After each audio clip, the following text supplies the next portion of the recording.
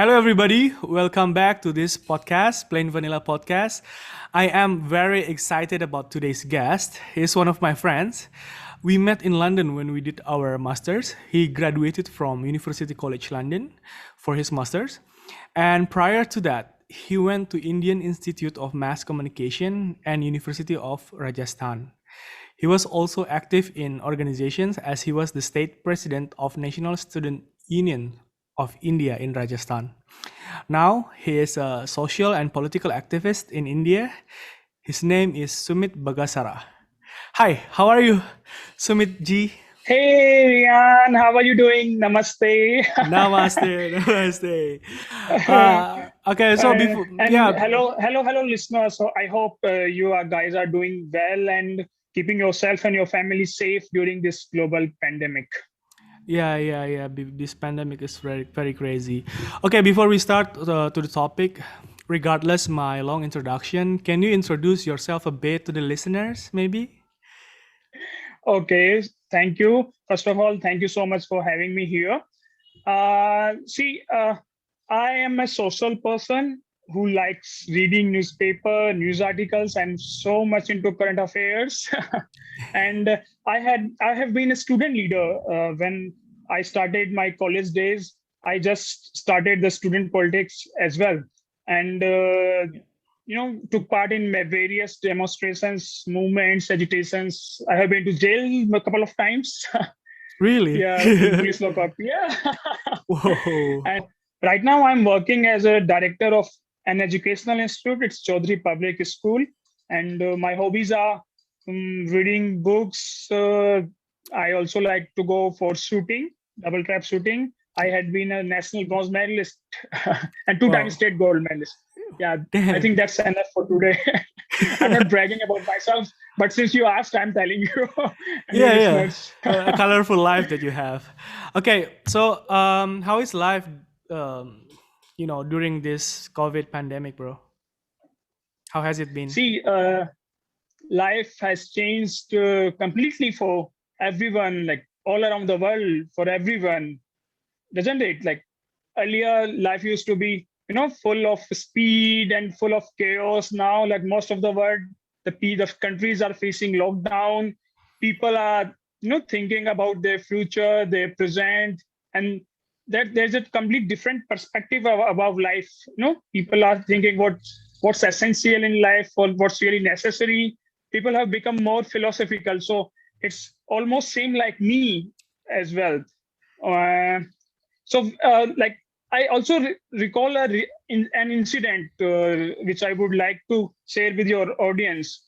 Okay. When the first lockdown was imposed last year, like around a year ago, so because of this whole COVID situation, it reminded me an incident when I was traveling from Prague to Vienna around 4 years ago in a train. Yeah. So I met a guy there, an American guy. He asked me first, like, where are you from? I said, I'm from India. So since I was the only Asian guy in the train, it was pretty obvious for him that I'm from India. So he said, I know you are from India, but in India, from where? So I told him, like, from where I belong and Yeah. everything. Yeah. And we started having a really good discussion about life, about the future of, future of the world. And it took an interesting turn when he started being little spiritual. He was totally into yoga and everything. He had been to India like many times. So he said like, Sumit, you know what? I was like, yeah, tell me. After 30 or say 35 years, there will be no currency in the world. People will start going back to the roots, back to the jungle. There will be Ooh. less international borders, you know. Wow. Yeah. So it was really surprising for me. And I said him, I told him like it's really early, man. 30 years is not like a big time. Maybe you and I both will be there to witness what's going to be after 30 or 40 years. Yeah. But little did I know that something like this I'll witness so soon. That's true. Here That's we true. are sitting at our home. It's lockdown everywhere. I mean, the most of the countries, workers who used to work in the big cities, now going back to their villages because they Yeah. don't have any work in cities. And um, even like in the people in the cities who have that luxury to Yeah. go and live in some farmhouse, they are preferring to go in a farmhouse or they in some village. It's true. So yeah, that's totally like it's so overwhelming, the whole pandemic That's true. experience. That's true. Yeah. And also that's also happening to me. I mean, like, and my friends also as well, because we are like, being more a bit philosophical, because we question everything, right? Because we no longer Yeah, have things that what's we. the purpose of life, what Yeah, we what's are the doing purpose in of our life? life. Yeah, so it's happening to you as well. Yeah, yeah. Because everything It's changed, right? right. It's happening with everyone. Yeah, with you, with me, with Yeah. everyone, with every people out there. Okay, so before we go to the COVID topic, which is our big topic, I just want to go deeper on, on you, if you may, if you want to answer, of course. I searched your name on YouTube, right? When I did my Yeah, research. Oh man, I saw many videos of you being interviewed on Indian Youth Congress. Can you tell me a bit about that and maybe some activities that you did when you were the state president? sure. So the thing is, I had been state president of NSUI, that is National Students Union of India, and state president of Youth Congress. And both the time I was the elected president, which means we were supposed to, we used to make members, and those members, they are supposed to elect their state and district committee, state president and district president. So both of the times it was an electoral process, and luckily, not luckily actually, thanks to my friends and colleagues, that they worked hard and they showed the full faith in me, and I got the chance to serve as a state president two times. So the Wow. thing is, NSUI and Youth Congress, these both organizations are the frontal organization of Indian National Congress, which is the main opposition party in India right now. Yeah. Yeah. So I was the youngest state president of NSUI, and that time we used to work in colleges and universities for student rights, Mhm. and we used to do protests and movements and everything. During the pandemic, when the last year, when the lockdown started in, I guess it was March, and if I'm not wrong, yeah, it was March end of 2020 when the first lockdown was imposed in India. So that time we used to get calls from different people, especially from the migrant workers who were trying to go back to their native states. Like Yeah. I'm from Rajasthan, so here we have migrant workers from different state part of country. So we used to arrange them the transportation. We used to arrange passes for them to to move from place A to Yeah. place B, Yeah. and also we used to provide food for the people. So it was not much of a trouble during the first lockdown, or I would say the first wave of the Yeah. corona Yeah. pandemic. Yeah. But this time it has been completely overwhelming. Like it has been a deadly second wave in India. I'm sure you are following the news Yeah. in your country as well about the uh, disastrous coronavirus second wave. Now we are getting calls about, people are struggling to get a hospital bed.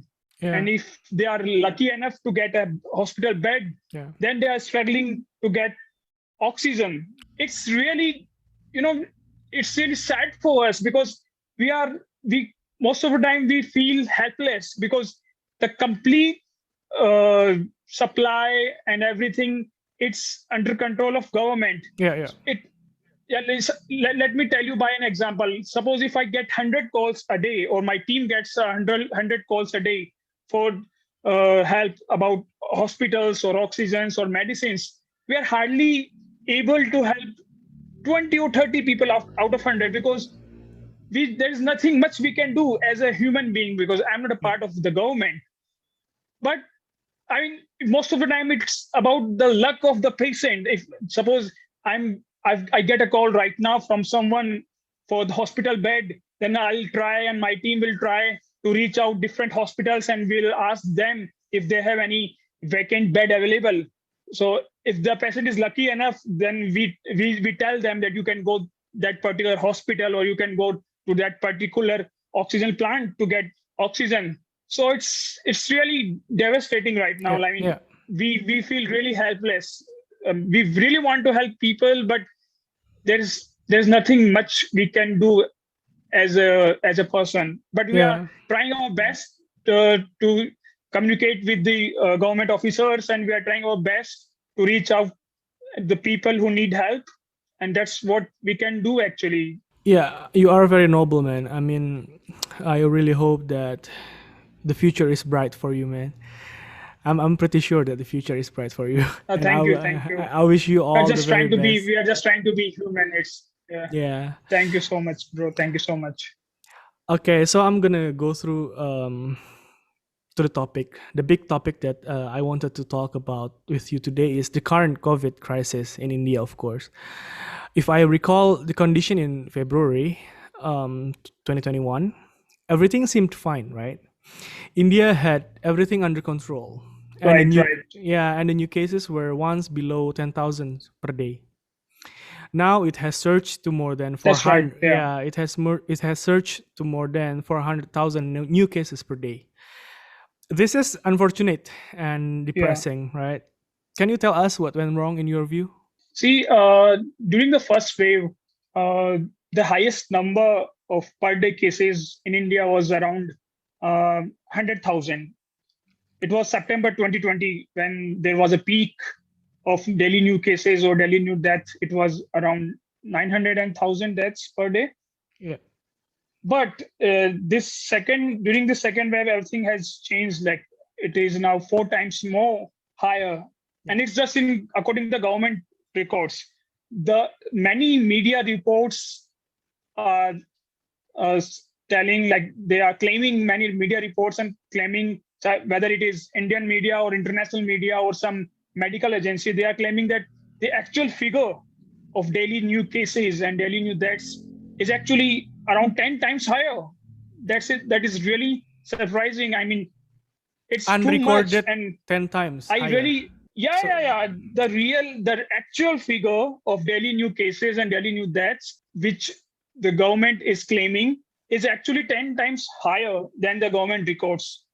yeah, And it's everybody's saying that the international media, the state, the national media, and as I told you earlier, the medical agencies yeah, like Lancet, they published a journal yesterday only, I guess, about the Indian corona crisis. So this is really sad, and it is true actually. We see during the first wave, you know, the most of the patients who were critical, who were hospitalized, were old age people having multiple diseases like uh, diabetes or high yeah. blood pressure. The comorbid, The yeah, you know, yeah, yeah, right, right. But this time, it's totally different. Like people of age 20, 25, 30, 35. I wow, mean, wow, we people in India really fear to open our social media account, or to use social media app like Facebook or Instagram, because we don't want to see any more news about yeah, losing someone. People are putting status about their loved ones that they are no more because of this COVID coronavirus. So this second wave is totally brutal in yeah, India, yeah. and it's really. I'm sure the numbers are really high than the government record. But let's come back to your question, that what was the what were What the went wrong? Yeah, reasons behind this chaos, and what went wrong. So there were many things to point out, but I'll start with the major culprit. The major culprit behind the present corona crisis in India is central government.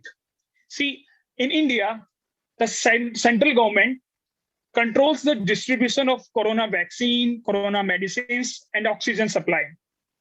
The state governments are asking central government to take necessary actions to make sure the proper supply of vaccines and oxygen. But they are in denial mode. The Supreme Court of India has repeatedly asked the central government that do you even have a national policy to deal with this disastrous second wave of COVID? I mean, we have a broken healthcare system, sick patients, choked hospitals, that's long queue of dead bodies of outside hospitals and crematoriums. Fear in all Indians and multiple corona cases. Some people are saying that the health system has collapsed. Some are saying that there is no health care system at the first place to fight this situation because the central government didn't build any kind of infrastructure in last 1.5 years. Yeah. The PM Modi, this is so weird. This is the PM Modi and the health minister announced a premature victory on corona in January 2021. They were like, "Yay, we did really well. We did really well comparing to the other countries of the world." It was totally a premature celebration. Yeah. I mean, that was the time when people started taking the virus lightly. I guess they started ignoring the corona guidelines. Yeah. It was like it's oh man, this coronavirus is just like a flu or all the other bullshit theories like that. There's more. I mean, apart from the central government, the failure of the central government to handle this crisis in a better way, there were another reasons like election rallies. I mean, in some of the Indian states we had elections and people, all the political parties and leaders, they were holding big election rallies and people were coming in like thousands and hundred of thousand numbers. There was no corona guideline. I mean, they in records they have corona guidelines. There's a pandemic act, but nobody was following. I mean, not the leaders, not the public. And I would like to add one more point that you know what, the central government is still in denial mode. They are telling when Supreme Court is asking them about the national policy or the proper supply chain, you know what they are telling the government? No, the situation is under control, everything is fine, we have enough oxygen, we have enough medicines, we have enough vaccinations, there's nothing wrong. So this is the worst part, because you need to first accept that there is a problem, right? Yeah, that's true. We should we all make mistakes. However, being unable to accept a mistake is bigger mistake. Yeah. Am I wrong? Because you're right. Denial and arrogance are a sign of damaged self-esteem and a recipe for future disaster. I mean, India does face disaster right now. Yeah. Okay, so wow, that's depressing. Maybe if you can. I mean, the list is really long. I can go on. What else went wrong? Like the biggest, I guess another biggest mistake was not being bothered about securing vaccines in 2020 or in the beginning of 2021. People are waiting to get vaccinated, but we don't have enough doses.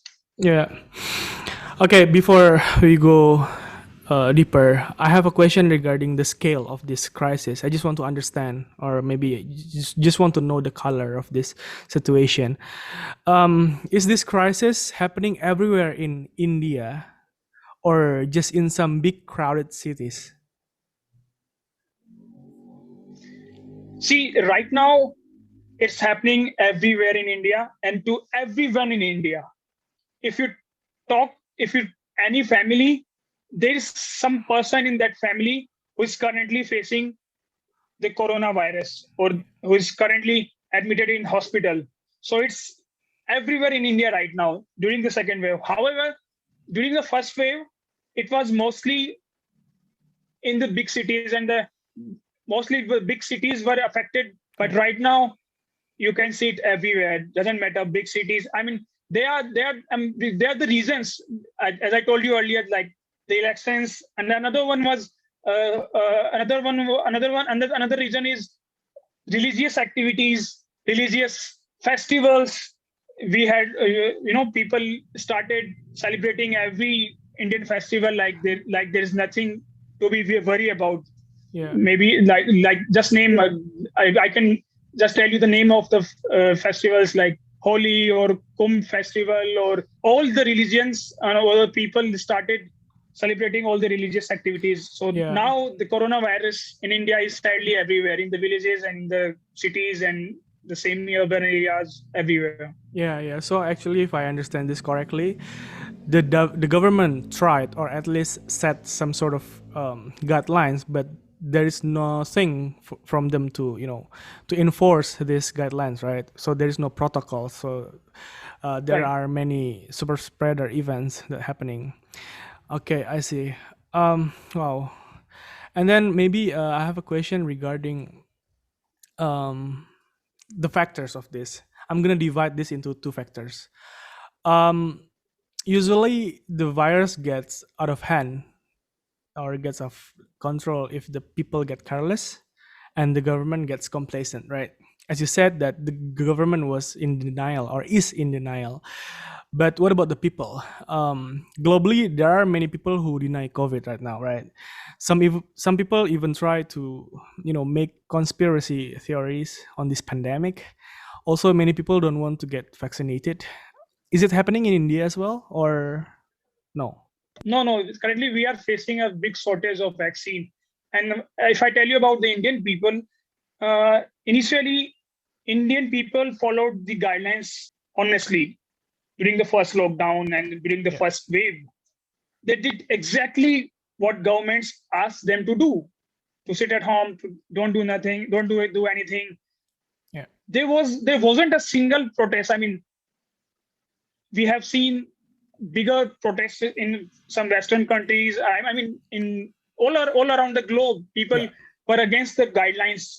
In yeah, many countries, they were holding, like they were doing protests everywhere. But in India, there was not a single protest under guidelines, unlike Western countries or anywhere in the world. yeah. But the problem was leaders failed to set examples, to become role model. I see. If Prime Minister of India or any Chief Minister of the state or Health Minister, if they are not following the guidelines, they are not following the mass, they are delivering lecture in big rallies. If they are not being a role model, then how can you expect it from the people? Yeah, yeah, Because yeah, I'll never blame people in India that they are not following the guidelines, because it's the government who failed to set an example. People are ready to get vaccinated. You won't believe how much people are active on social media to help each other. They are like on Facebook, on Instagram, on Twitter. Everybody is trying their best to reach out those who are needy, to those who need help. But it's the system, it's the government, which yeah. is still in denial mode. I see. I see. I see. So, in your perspective, Sumit, what should the government have done differently to mitigate this early, or maybe to solve this problem now? Because it's a chaos now, right? It's harder See, to solve this problem now, right? right, it's beyond the control of the government right now. All they are asking is for all they are doing is asking people to sit at home now. They are putting lockdowns again in India, strict lockdowns, and people are now afraid again because of the newses and everything. They have started taking care of themselves, and they have started following the guidelines. But we need to understand that the central government, which is having all the access of the resources and the healthcare and in India, it needs to accept first that we are facing the biggest crisis of the century. India is facing the biggest crisis Yeah, of the century. The government can start working towards the solution only if it accepts first that there is a problem. yeah, They are continuously like on in the court, outside the court, they are saying that everything is under control, which is not. We need to accept the shortage of oxygen, we need to accept the shortage of vaccination, we need to accept the shortage of corona medicines, set a national policy, start building healthcare like a wartime. It's a wartime Yeah. situation now. Yeah. Yeah. Government needs to act like a wartime situation. Extraordinary measures The need to most be important thing, in place. Yeah. the yeah, the more that's yeah, yeah, and the most important thing to consider would be execution of planning, and we really need to act fast. We don't need just plans on papers. We need execution of that plans immediately. Government need to set priorities right now. Let me give an example. Like Indian government has asked the vaccine distributors to set the price and everything for the doses, but in India, Indian government didn't take the pen to adjust some budget from somewhere so that Indian people can get free vaccines. Yeah. On the other hand, many of Indian states, they are now providing free vaccination for the people of their respective states. But it was the center's duty. The central government is not setting its priorities right. Yeah. There's a project in Delhi, capital of India, right now, which is going on. It's called Central Vista Project, which has the budget of billions rupees, or I would say billions of dollars and everything. It's 20,000 crore in Indian rupees, Yeah. if I tell you. It's going on as an essential service right now, and they are supposed to make a new parliament building and a new prime minister's house. During this Would you pandemic believe that? crisis. I mean, the whole this pandemic. Yeah, 3 days ago, government has declared this project as essential service. It means the work for that particular project will not get disturbed by the lockdowns. The workers are allowed to go there and build that project. But it's a complete wastage. We have a good parliament building. We have a good prime minister's house. This huge amount of budget could have used for they could have used it for the vaccination process, or to build the medical infrastructure. That's true. So this is happening in India right now. I mean, this is so sad. So these are some steps we central government needs to take, and especially the state governments. I would say the state governments also failed to work properly because they also didn't take necessary actions, but they were not able to do much because of the whole control of the Yeah. corona related activities and the process. Yeah. Okay. So there should be a better communication. There should be a better communication between the state governments and the central governments. Okay, that's what I wanted to ask. What happened? Why the central government and the state government seems like they don't talk to each other? Is it good? Is it because of the political party? Because they come from different political parties, or is it because they just don't talk to each other? Is it the system, or what happened? They are media reports, and many of them are. I mean, they all are true. The current central government is led by the BJP party. BJP is the current ruling party of India. Yeah. And in states, there are different parties. Some of the states are governed or ruled by the same central BJP party, and they are the other parties as well, other national parties or other regional parties which govern the state governments. So there is a difference when it comes to the allocation of resources. Yeah. The government is trying to allocate more resources there where they have BJP ruling state governments, and the other states are crying for help. They are literally crying for help. Yeah, and the state governments are going to the state courts or central or the Supreme Court to make accountable the central government, to ask the court to make sure that the central government doesn't make any difference on the basis of the party or the state or national politics. So the state courts and the Supreme Courts are telling repeatedly to the central government not to be biased So it's happening. Yeah, it's definitely happening. I mean, the state governments are asking for the more allocation of the oxygen supply, the more supply of vaccination, the more supply of medicines. Yeah, Yeah, it's happening in India right now. yeah, because you are facing this common enemy, right? You need to, move in one command. You have to move together so you can solve this problem together, right? You cannot solve this problem I by Yeah, right. doing that, right? Definitely. I'll give you more examples of state of the courts. Every other day there's a statement by some state court or Supreme Court about the failure of governments, and some of them are really harsh. Like on 4th of May, the state government of UP, it's the biggest state of India in terms Yeah. of population.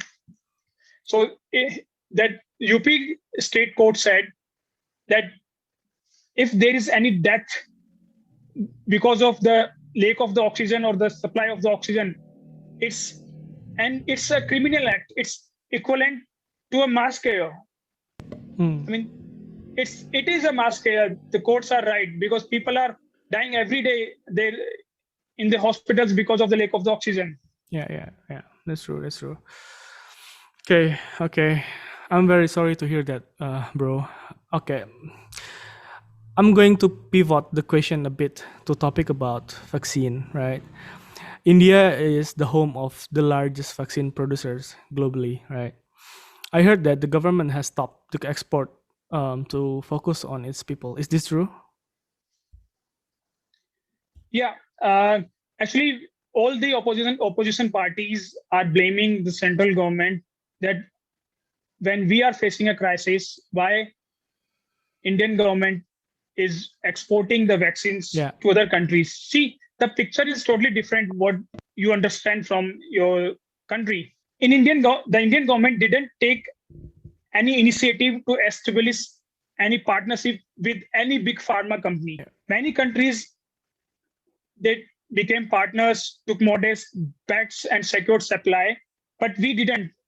Yeah. We were losing millions of crores of rupees during the lockdown, but didn't want to spend a few thousand crores to back the major potential vaccines. In fact, in December 2020, Pfizer came to India to get the vaccine approved. Even as most developed countries had approved and started using their vaccine, Yeah. we gave them a long list of things to do instead.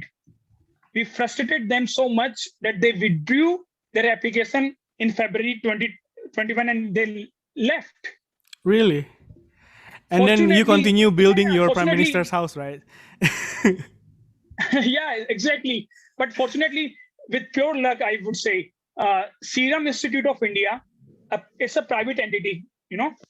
It partnered with Oxford AstraZeneca to manufacture 1 billion doses for them. A portion, it was 10%. 10% of that was for India. This wasn't India's vaccine plan. I see. The Serum Institute of India belongs to India, but it wasn't the plan of Indian government. You are getting my point? Yeah, I get you. Yeah, I get you. Yeah, this was Serum Institute of India's modest bet on its own, and clearly not enough for the nation. Many Indians who have received the vaccine today owe it to that Serum Institute of India. And I even see. in this situation, we pressured all the state governments and the Indian government, the Serum Institute of India, to lower their prices and maintain the demand and supply gap. Yeah. And what happened? The CEO of Serum Institute of India, he went to London for his safety, and he made statements in Time magazine and the other media houses that I was getting threat calls from powerful people of India, such as ministers or chief ministers. They were asking him to supply more vaccine for their states or on the national level. But he said, it's not my fault that I am not able to fulfill the demand and supply gap, because nobody asked me 2 months or 3 months before that Yeah. that we are giving you order of that particular amount of doses of vaccine. Now everybody in India is asking me Yeah. for the vaccination. How can I can't produce the vaccine overnight. It's not like a magical thing that you can produce vaccine overnight in Exactly. Exactly. any laboratory. So Exactly. so to vaccinate all adults in country, we need around 200 crore, I mean 2 billion or billions doses in India, Yeah. and Yeah. we don't have them right now. Yeah. And yes, another good vaccine is here, which is Covaxin from Bharat Biotech. Mm-hmm. But it's a good vaccine, but we can't scale it up. Bharat Biotech's capacity is tiny. We need good vaccine in large enough numbers, Yeah. distributed and administered really fast, so that, because this is the only cure of this True. coronavirus, Yeah. The production right? capacity is not there, right? To get the required doses for India, we need all the vaccines in the world we can get, foreign or domestic, and not just vaccines. Right now, we need oxygen. Let me give you the current situation of oxygen supply in India. There was a first wave of pandemic. The total demand of India's oxygen per day was 2,800 metric ton, Okay. which is in normal days is just 700 metric ton per day, Okay. So and four it times, went yeah. higher. It went, yeah, it went to 2,800 per day during the first wave. During the second wave, now it's more than 8,000 metric ton per day. India needs oxygen per day, which is 8,000 metric ton, and the total capacity of India to produce oxygen in plants is around 7,300. So Wow. we have, I mean, in paper, this is the government data. This is the government data which the central government has submitted in the court when court asked about the oxygen supply to Indian government. So by looking at the government data, the difference between the demand and supply of oxygen, Yeah. which Yeah. is the total the production of India is right now 7,300 metric ton per day, and the demand is 8,000 metric ton per day. The gap between the demand and supply is not very much. Yeah. But what's the problem? The problem is oxygen transportation. The Yeah. most of the big plants, which is we call them cryogenic oxygen plants, they are located in the southern part of the country and the eastern part of the country. All these big oxygen plants, we call them cryogenic oxygen plants. So to transport the oxygen from that plants to different cities of the country is really a big task, because Yeah. you can only carry oxygen in special oxygen tanks, Yeah. and which are these oxygen tanks we don't have in sufficient number. It must be a So now the logistical government is nightmare, yeah. trying. Yeah, it is. Now the government is trying to use the railways and the big air force cargo planes to carry the oxygen tanks. You know what? So what happened last year? The Indian government thought that we on record we have sufficient production of oxygen, so maybe we don't need to build the oxygen capacity of India. Although last year in October 2020, the Indian government ordered and sanctioned around 202 crore of rupees budget for the small oxygen plants, which are PSA oxygen plants, to establish in different Indian cities. And they were supposed to be installed in different hospitals. So these PSA plants are small plants, and out of 162 plants, would you guess how many are running right now? Although, and the condition of the tender for the construction of the plants Yeah. was that the companies who are bidding to build these oxygen plants in hospitals are supposed to finish the work in just 45 days, For so that 45 days. the oxygen plants can start. Just 45 days, yeah. Okay. And guess how many oxygen plants are working right now out of these 162 small oxygen plants? just 33. Can you Okay. imagine? Wow. Just 33. So clearly there are two big mistakes by Yeah. the central government. First mistake, if you allow me to tell about, if you have time and you allow me to tell about the mistakes of government of India. So the first mistake was when the country started putting or the lockdown during March 2020. Then why Yeah. after the delay of 8 months in October 2020, government decided to make to install new oxygen plants? I mean, they could have done it earlier. Yeah. Yeah. Yeah. That's true. The That's second true. mistake, when the condition was that when these plants were supposed to be functional in just 45 days, after passing 6 more months in May 2021, still only 33 out of 162 PSA oxygen plants are working. Yeah. Now when we are facing the crisis, the government has ordered to build new 551 PSA oxygen plants in different cities of India. But it will take like 2 more months Yeah. to be ready and Yeah. to be And when so you're that they late, can it means start that more producing. lives, right? Yeah. And I mean, after 2 years, maybe will be facing that. God knows the third wave. But right now, there is no oxygen supply. So these are the things. I mean, the government has totally failed. Yeah. Yeah. Yeah. Wow. I send prayers to brothers and sisters in India, bro. I mean, I really hope that this crisis to end soon, man. Okay, I'm gonna ask you. Thank you. We really need this from you guys. We really need this. I mean, Yeah. this is the horrible situation we are facing in India. Yeah. In your view, Summit, um, how is this gonna end? Is this gonna end well? Is this gonna end like bad? What kind of scenario that you have in your mind about the situation? See, as a nature, or if we look at the history, there were pandemics like 100 years ago and then 1,000 years ago. We always survived as humanity, as human. So definitely we are going to survive. We are going to bounce back. We will overcome from this situation. I believe will overcome from this situation very soon.